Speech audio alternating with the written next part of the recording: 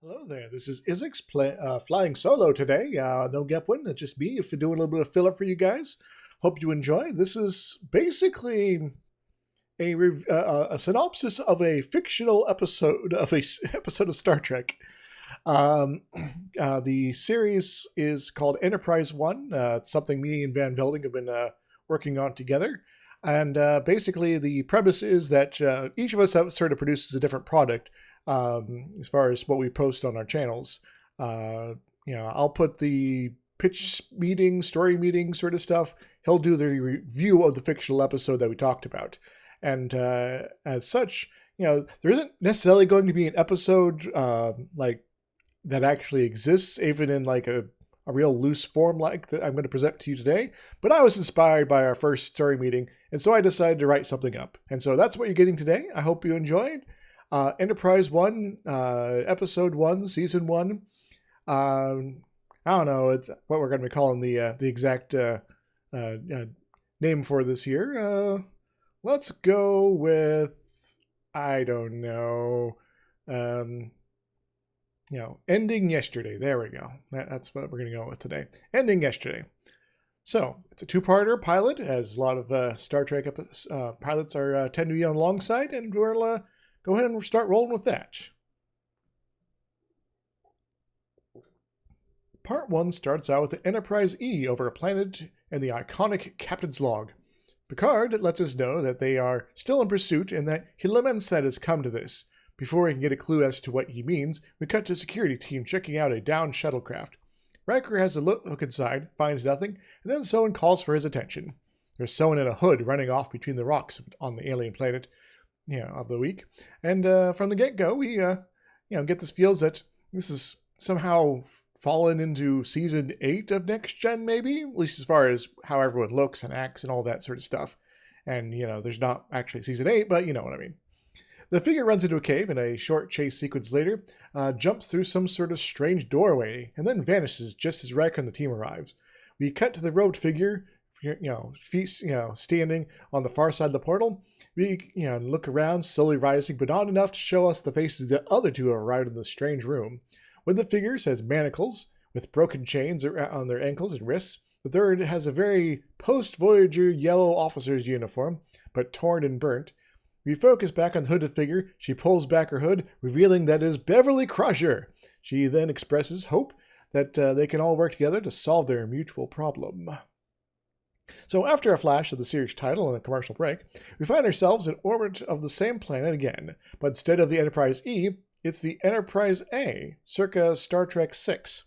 And given the captain's log is Uhura, something's a little strange here. They've picked up some strange energy readings over the unexplored planet and have sent down an away team. The team arrives and is headed by Spock, which seems normal enough, but the rest of the team is made up of Chekhov, Harry Kim, Worf, and Savick. Now, clearly something unusual is going on, but all 5 act as if everything is perfectly normal. Also unusual is that all of them are wearing Enterprise-era uniforms.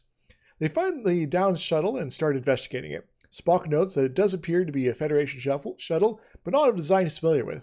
Kim mentions something about it reminding him of a prototype he once worked on, while the rest mill about. Savick reminds them of the tachyons, and Spock confirms that the shuttle indeed seems to be dripping with them. Spock calls up to suggest to Uhura that they'll try to retrieve the shuttle for closer analysis. Chekhov laments that they don't have transporters quite big enough to pull it up, so someone will have to fly back. He and Kim volunteer, and soon we're back on the Enterprise A. This is where we meet O'Brien, finishing his morning routine and heading out for his shift. He gets only to the first intersection before he finds himself pausing. He stops and glances around at several of the crew around him. Of note is Sulu, Yar, and both Ezri Dax and Jadzia Dax having a conversation. O'Brien shakes his head and continues on. O'Brien arrives on the bridge just as the shuttle is on approach, and also just in time to see it explode. Uhura has them look for survivors, but the news is grim. The shuttle, the occupants seem to be totally vaporized. Uhura orders O'Brien to try to figure out what happened, and to get to work. In sickbay, McCoy is scanning Spock, Worf, and Savick with the help of Nurse Crusher. They seem to be doing all right, despite McCoy muttering about the amount of unusual radiation they were exposed to. Spock belittles McCoy just as Ensign Kirk comes in to inform them of the shuttle explosion. Despite McCoy's complaints, Spock is quickly on the move. Later, Spock, Uhura, and Trip Tucker are meeting with O'Brien, who's going over what he's figured out about the explosion. Despite a mountain of technobabble, he eventually comes to one clear answer: sabotage. Uhura presses O'Brien about any leads as to who might have fiddled with the strange shuttle's engines, but the best he can offer is that it likely happened before takeoff, so either one of the away team or someone still on the planet was responsible. Spock then points out that, in that case, the investigation should start with the away team members and a more complete search of the planet, and since he'd be a suspect, he shouldn't head up the away team, so Trip volunteers instead. The meeting breaks up, but O'Brien gets Captain Uhura's attention to explain that he's been having some really very weird feelings since they arrived over the planet. O'Brien is at first embarrassed to let on, but Uhura coaxes him to admit that he's feeling like there's something fundamentally wrong here, that he or some of the others on the ship aren't supposed to be there. Uhura admits to having felt a bit strange herself the last few hours. O'Brien then asks Uhura where Guinan is, and Uhura is quite confused, especially as Brian starts going on about her being the bartender at 10 Forward. Given the Enterprise A doesn't have a 10 Forward, Uhura suggests that O'Brien have himself go check out in the sickbay. Trip's on the way to the transporters when he's ambushed by Nurse Crusher. She really wants to go down. Trip explains, as per usual, he's taking McCoy, so Crusher points out that McCoy has been complaining about a sore throat, so perhaps she should go instead. Trip jokes about Crusher getting all ambitious or something, but he relents. Soon they, Rand, Ensign Odo, and Ensign Scotty are beaming down. They start exploring the area around where the shuttle has been. Rand starts picking up some strange readings, and they move to check them out. They're soon at the rock face, where the portal at the start had been. There's technobabble banter, but while the rest are distracted, Crusher starts edging towards the rock face. She tricorders opens the portal, and it starts towards it. Odo shapeshifts his way into stopping her just shy of the portal. It closes, and Crusher cries out in frustration. Trip starts to press her for answers, but she's being quiet other than accusing them of interfering. Trip calls up, and soon Uhura is asking McCoy about why Crusher went down to the planet. McCoy is answering while in sickbay scanning O'Brien. McCoy claims that Crusher had told him that Trip had requested her. Confusion persists, but soon O'Brien is asking the idle question of maybe she has whatever he has, but there's no one there to answer his question. As O'Brien is now in a heavily damaged Voyager sickbay. Alarms start blaring and he starts looking around. He finds Dr. Phlox on the floor, quite dead. Moments later, Ensign Kim comes in, followed by wounded and by other wounded crew members, and looks at O'Brien to ask what happened to Phlox. Soon, Kim is activating EMH, and a scene very similar to the opening scene of Caretaker takes place, complete with the doctor asking for a medical tricorder. Kim then presses O'Brien as to why he's not engineering, given that there was reports of a possible core breach in progress. In engineering, Captain Sisko is working with LaForge and Commander Janeway to fix the breach in progress. The breach is about fixed when O'Brien hurries in. Sisko is pissed as to why O'Brien was not on his post. O'Brien explains that there is something seriously wrong going on. Janeway then suddenly starts looking nervous. Everyone catches on and asks her what's up. But as nothing proceeds to happen, she tries to shake off the feeling, and attention returns to O'Brien. Sisko finishes dressing him down, and then tells them to report to their stations as he returns to the bridge. Sisko and Janeway arrive on the bridge. Also there's Tuvok and Sulu, and lots of things sparking all over the place. Tuvok reports that they appear to be in orbit of an unknown planet, and this region of space appears to be awash in tachyons. Also, lots of people are dead, and there's heavy damage to all the things. Ensign Kim arrives on the bridge with young Lieutenant Beverly Crusher and crewman Nog.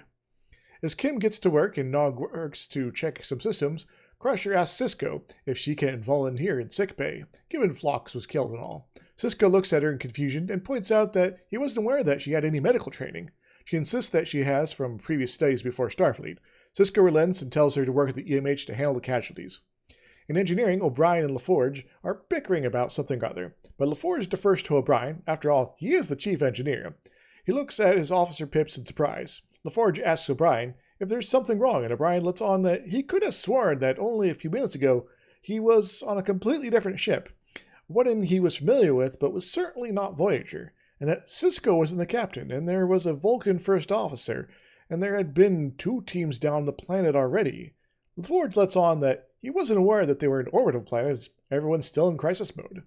O'Brien tells LaForge that he's going to go to sickbay because he's now damn sure something is up. Kim reports to Cisco about what he's picking up. He seems befuddled by what all is going on and can't seem to make sense of the readings.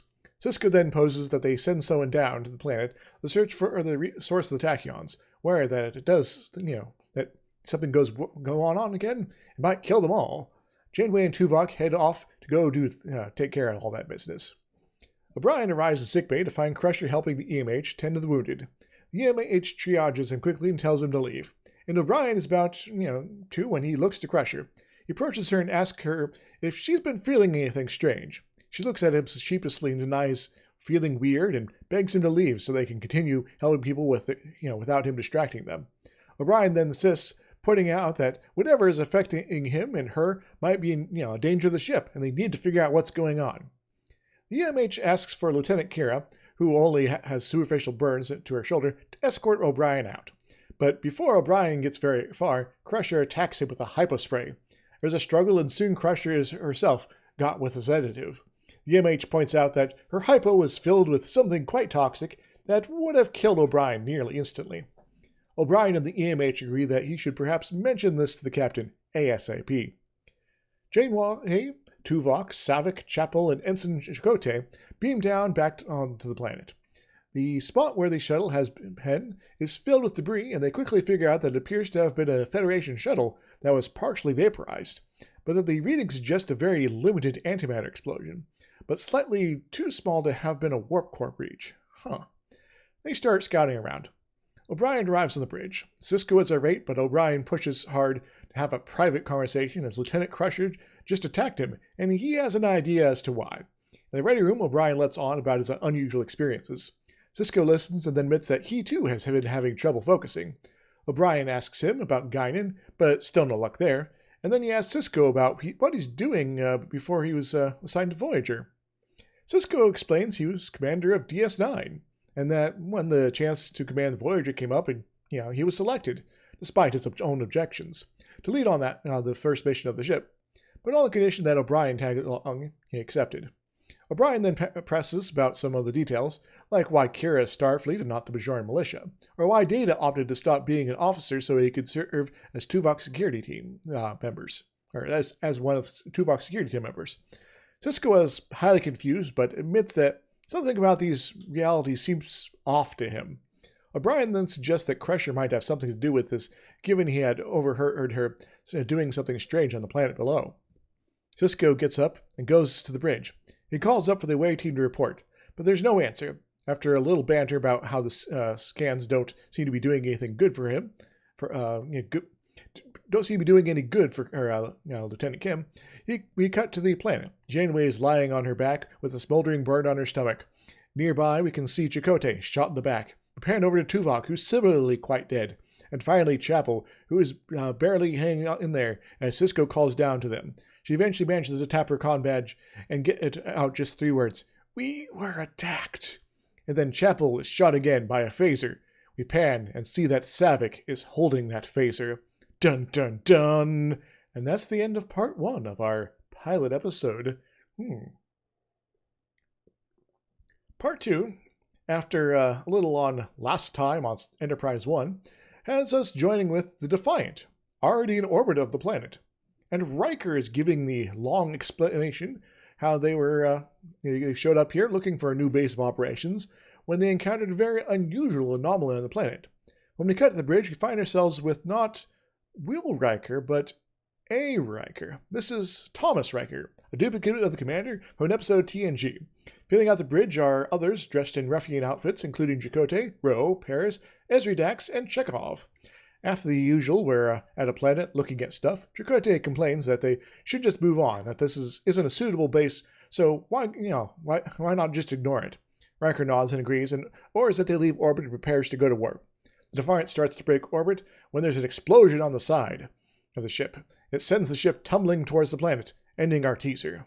Back on the bridge, there's lots of shouting and demanding reports, but it's no good. They're going down if they don't do something. In engineering, Torres is shouting at O'Brien to stop fiddling with systems and help with the engines. He shouts back that he's trying to save their lives and to let him work. She drops, and then what she's doing, and goes up to punch him, a whole lot when he does something, and suddenly the ship stops shaking, and they're all saved. Riker calls down to tell Torres good job on whatever they did, but she admits that it was O'Brien who pulled something off. O'Brien explains something about adjusting the power balance and the plasma manifolds or something. She looks at him all confused. Riker points out that O'Brien isn't even supposed to be working in engineering. He's, there to shoot things after all. Torres then says that perhaps he's the one who caused the accident. Oh no! O'Brien gets testy and asks if there's a Beverly Crusher aboard, and if there is, she's perhaps the saboteur. Torres passes this on to Riker, who then tells Chakotay to look for Crusher, but then tells Torres to secure O'Brien anyway, just to be sure. Chakotay finds Crusher helping another of the Maquis, Harry Kim, with his burns not so far from the damaged areas. Chakotay tells her to come with him. She objects as she is escorted away at phaser point. Soon and Crusher and O'Brien are sharing a cell with Chakotay and a very angry-looking Picard with an eye patch watching over them. Chakotay demands to know what's going on, so O'Brien starts to explain badly that there's something wrong with the planet that's changing reality in the area, and for some reason he and Crusher are affected by it differently. O'Brien pleads that not long ago the ship hadn't been the Defiant, but Voyager, and before that it was the Enterprise A. He was familiar with all three ships, but how he was, it wasn't how he came to be there in two different ways, and as I said, he's explaining it badly. Naturally, Chakotay and Picard don't believe a word of this word salad, and just kind of don't believe him. Crusher then looks at O'Brien and asks them if the reason she's there is O'Brien. Yeah, he did kind of finger her and all in all this. They relent to the obvious, let her go on, while telling O'Brien that they'll be looking into the accident, and if he's responsible, the airlock isn't so far away. Crusher immediately finds Saavik, who is surprised to see her. They duck into a corner to whisper about how something is clearly interfering with the device. Saavik mentions that it can't be the shuttle and is now destroyed, across multiple time spans. So that just leaves the ship in orbit, and that there always seems to be, a ship in orbit, and they always seem to be tied to it somehow. Crusher lets on that O'Brien suspects herself, but seems unaware of anyone else. Saavik also mentions that she caused the explosion to prevent them from leaving orbit before they could go back down again, but that if they do any basic investigating, they'll figure out it was her, so they gotta hurry up and try again.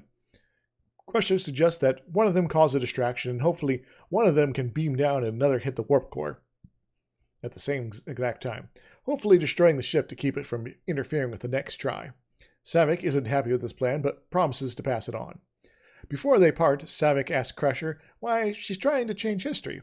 Crusher looks at her with sad eyes and mentions that maybe if her husband hadn't died, her son wouldn't have become a vegetable after a few too many trips into the far end of subspace. Saavik admits that she was in on a plan to start a war with the Klingons. She had been brought in by her friend Valeris to help with some minor aspects of the plan and to take her spot if needed. But the plan fell apart and Saavik attempted to flee, eventually ending up in a Romulan prison for a few years until her escape. Crusher asks Saavik if he told her about why he wanted to change, but she doesn't know. Chakotay arrives at O'Brien's cell again with Spock, informing O'Brien that Spock is going to, do a little bit of mind meld to figure out if O'Brien is a friend or a foe of the Maquis, or maybe just insane. O'Brien eagerly consents and soon has Spock's hands on his face. Spock pulls back in stoic shock. Seems O'Brien at least thinks he's telling the truth. Just then the ship is rocked by another explosion. Chakotay looks to O'Brien, and that's, okay, might as well look, and tells him, go return to your post. And tells Spock to find Crusher and check her out too, and if she refuses, to shoot her. As Chakotay goes into the hallway, and after a turn, has Saavik, runs right into him, giving him a quick glance before hurrying off. Chakotay pauses and looks over his shoulder at her. He tells her to stop, but she pulls her phaser and guns him down. O'Brien hears the phaser blast not far off and starts rushing. Saavik arrives at engineering and starts gunning down people. She goes to a console and starts poking buttons. O'Brien pops in, rolls, grabs a phaser from a dead Archer, and soon they're exchanging fire. That's Captain Archer from Enterprise, but now just kind of a random Maquis here. Spock finds Picard kneeling over a dead Crusher. Picard is misty-eyed. Spock inquires, and Picard explains that He spot her setting the charge to blow off the starboard phaser bank. He tried to stop her, but he was too late. And as she wasn't interested in giving up, he shot her. Spock calls up the bridge to report what happened. Wrecker answers back that he's having trouble finding, getting in contact with Chakotay and Torres, so he should probably go check engineering because, O'Brien is shot in the arm and finds himself hiding from Savick, while her attention is divided between watching the console and making sure O'Brien doesn't pop out to shoot her again. Spock comes in and she points the phaser at him. Spock is unarmed and raises his hands. He begs Savick to end this peacefully. He says that to do so would be logical.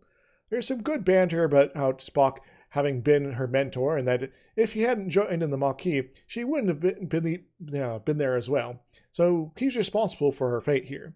She shoots back that he doesn't understand that she must fix an error in her own logic for the good of all, but explained it would be pointless as she has no basis, he has no basis for understanding her particular situation. Spock lets on that he knows that there's some time weirdness and that he suspects the longer this goes on, the more everyone will become aware of it.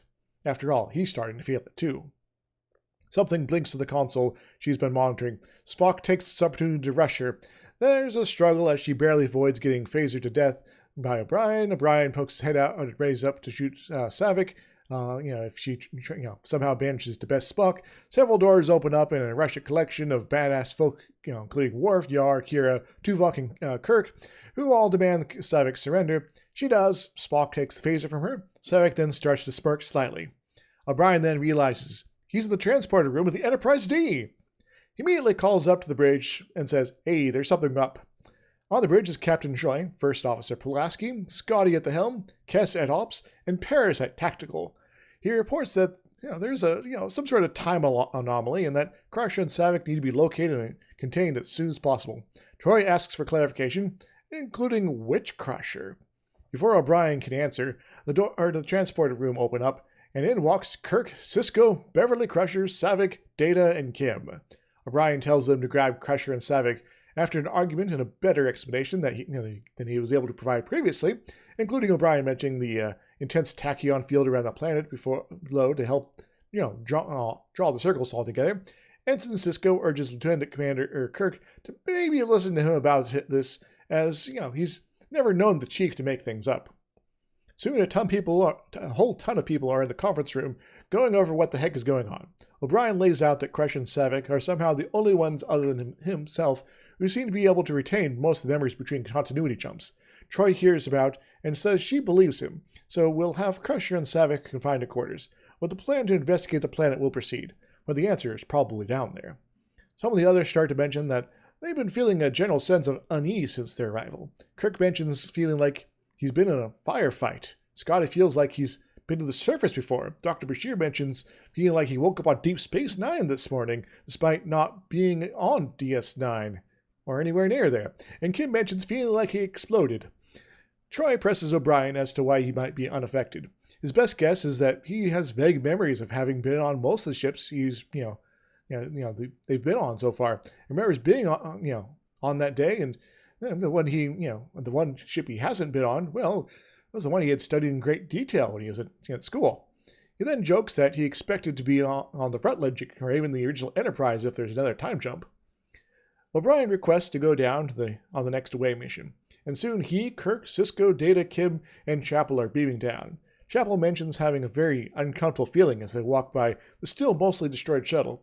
After some scanning, O'Brien mentions to Kim that he exploded that shuttle in a previous iteration. Kim seems more annoyed than put off by this. Back on the Enterprise D, Savick manages to knock out Nog and Rand, who are guarding her, and hurries off somewhere. Back on the planet, everyone's spreading out, to do their scans. When we see Kim get a call from Savick, she shuffles off a bit. He shuffles off a bit from the rest before answering. Savick tells him that she's sending him a gadget to let him stay where he's at on the next final time jump. It materializes nearby, and he slaps this cool-ass armband on. On the Enterprise D, Wesley comes into Beverly's quarters. He's a little confused, but she's delighted to see him. He asks her what's going on. She smiles at him and explains she is from another timeline where he has been brain dead, drained, or something like that, and that she has found a device that could alter the flow of time, and she and the two others were attempting to use it to undo things in the past in order to make their present better. She suspected they were all from different times, but only knows why Savick is doing it as well. Of herself, of course. Wesley pleads with her to come clean. She relents and mentions that it was Harry Kim who was the third on the scheme. On the planet, not so long after Troy calls down to tell Kirk to find Kim, we find, excuse me. Of course, Kim is nowhere to be found. O'Brien gets frustrated and tells Kirk that if Kim is in on this thing, they need to stop him before he changes reality again. There's a bit of a chasing and searching, and eventually O'Brien finds Kim about to enter the portal. He pulls the phaser, but Kim jumps through. O'Brien and Cisco follow, but the others are cut off. On the other side, Kim is standing by the device. He tells them not to move or he'll activate it. But he's clearly stalling for time. Banter starts, and O'Brien finally presses Kim as to why. Kim sneers and explains that he came from a timeline where he and where the Borg were in the process of finishing off the Federation, and this was the last option to fix all of that. And to a degree, he's been successful, but the timeline doesn't make any sense anymore, and he's trying to get back to one that's not so different from the one he came from. Perhaps one where he had been on Voyager, when they went off on this fateful voyage into the unknown, and helped prevent it from going missing, and maybe, just maybe, been instrumental in turning back the Borg at some point, or perhaps some other things. Or maybe one of them has been, had been successful doing it, whatever, and that they were, both alive during this time period, and maybe O'Brien was able to take care of it, and could have, done amazing things to improve the future. But he won't stop until things are set right, which he can't do, just yet. He even throws in that he hadn't really been exploded previously, but Chekhov was, Chekhov was, and he was still alive, so that's kind of cool. Then Savick calls down to Kim to let him know that the warp core will breach in 60 seconds. O'Brien then realizes that this is what Kim was waiting for. He lifts his phaser to start to fire, but in the moment the beam hits Harry, he hits the device and it starts to activate, and also gets kind of hit by the phaser as well. Kim, stunned but not unconscious, laughs until he notices the device is sparking oddly. O'Brien blinks and is in the captain's chair of the NX-01 Enterprise, wearing something suggestive of the DS9 era uniforms, but with some near-universe bit of symbology to everything. It's a little creepy. Wasting no time, he tells T'Pol to go to Red Alert. She's confused for a moment, but activates Tactical Alert. He then orders that the shuttles be secured and the transporter be locked down, and finally to locate Crusher, Kim, and Ambassador Savick, and to bring them to the bridge. Yar gets to rounding up to the suspects, but pauses and asks who Kim is. O'Brien looks at her with concern. He then tells Jadzia Dax to open up a channel to the planet below. He calls for Harry Kim to respond. Kim says, he's not letting anyone in until either they leave the system or the ship is destroyed.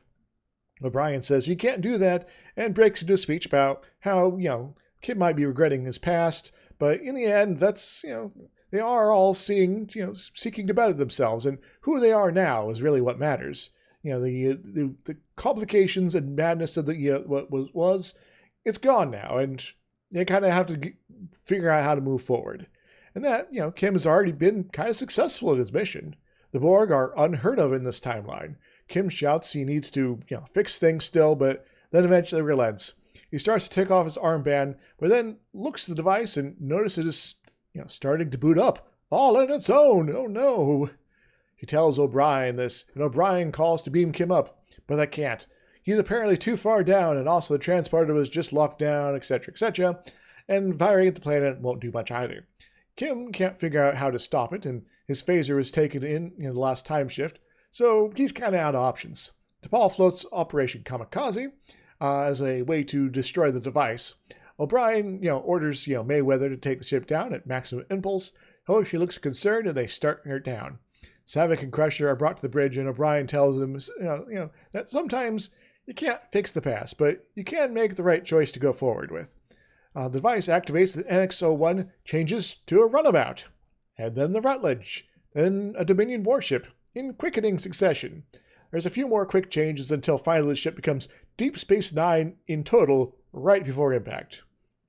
The episode ends with Captain Kirk aboard the Enterprise NCC-1701, giving a captain's log about their routine mapping mission going well and the crew experiencing some very unusual discrepancies in their memories.